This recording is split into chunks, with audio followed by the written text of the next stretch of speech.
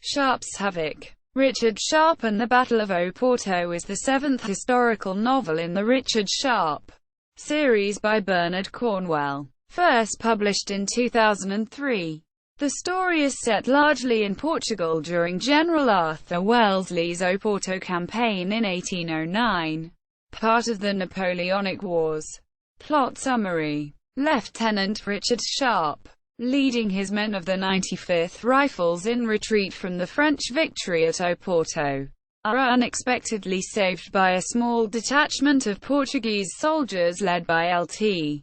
Jorge Vincente, a law student who joined his country's army out of patriotism. Despite his bitter hatred of lawyers, Sharpe gradually comes to respect Jorge's bravery in combat.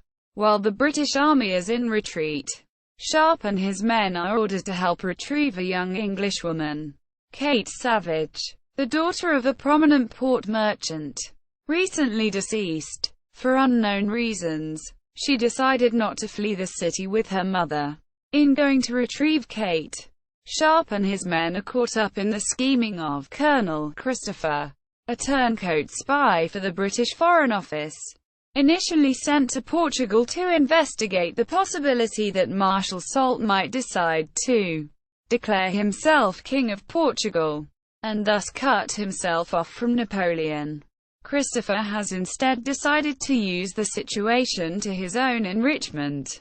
On the one hand, he acts as agent provocateur, encouraging rebellious officers of the French army to conspire against King Nicholas, and then, when the time is right, offers to expose all of them to Soult, demanding a monopoly on the port trade in return. Christopher confidently expects the French to win the war, and thus to be the permanent rulers of Portugal. On the other hand, he has seduced Kate and married her in a sham ceremony, for both her youthful beauty and her father's fortune. Seen openly collaborating with the French, he assures Sharpe that he is simply on a secret mission for Britain.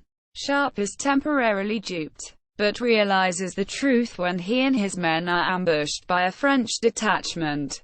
The riflemen escape and rejoin the main British force, while Christopher makes his way to the French lines, and Kate, against her better judgment, goes with him, acting as scouts for the army. Sharpe spots a small group of boats overlooked by the French that can be used to cross the river. At the one weak point in the French's defences, a division crosses in secret and, by the afternoon, have entrenched themselves and sparked the French in a desperate attempt to push them out again. In the aftermath of the British victory and the desperate French retreat, Sharpe confers with General Wellesley and Foreign Office dignitary Lord Pumphrey, who says that Christopher has done no lasting harm, but is a traitor nonetheless and should be disposed of. Sharpe, Jorge, and the men accompany the British pursuit of the fleeing French forces, who have managed to force their way through the Portuguese barricade at a narrow bridge. Catching up with them during the retreat, Jorge rescues Kate and Sharpe kills Christopher. Characters in Sharpe's Havoc: Richard Sharpe, protagonist; Patrick Harper, sergeant in the Rifles, Sharpe's right-hand man; Lieutenant Colonel Christopher, turncoat Foreign Office spy who wants to sell military secrets in return for favors from the conquering French; Major Hogan, Irish-born, British engineering officer for Wellesley; Jorge Vicente, Portuguese officer; Major Geelong, courageous French opponent of Sharpe; Lord Pumphrey, an agent of the British Foreign Office; Kate Savage, Portuguese-raised daughter of an English portmaker. Historical figures: Jean de Dieu Soult, Marshal of France; Sir Arthur Wellesley. Allusions to other Sharpe novels. Turncoat British officers are recurring antagonists in several of Cornwell's later published Sharpe novels, especially those taking place during the early phase of the Peninsular War, notably Sharpe's Trafalgar and Sharpe's Prey. In addition to a general opportunism, seeking personal gain amid the chaos of war, what each of these characters have in common is the conviction that the French under Napoleon will be the inevitable victors in the war, and the smartest thing to do is side with them in any way possible. Such belief was apparently widespread during the early years of the war, given the French's series of victorious battles against the Austrians and Russians, and the small size of the British expeditionary force in comparison to the French armies that confronted. Lord Pumphrey reappears after his introduction in Sharpe's Prey.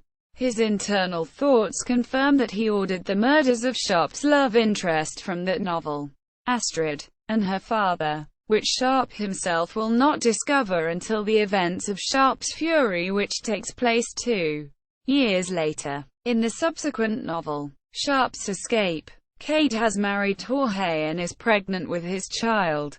Cornwell lampoons Marshal Soult by showing him arguing with his cook about the menu for that evening's dinner, while the British are crossing the river. The cook is named as Sergeant Erin, who later becomes Marshal Potofeu, the commander of an army of deserters and a leading antagonist of Sharpe's enemy.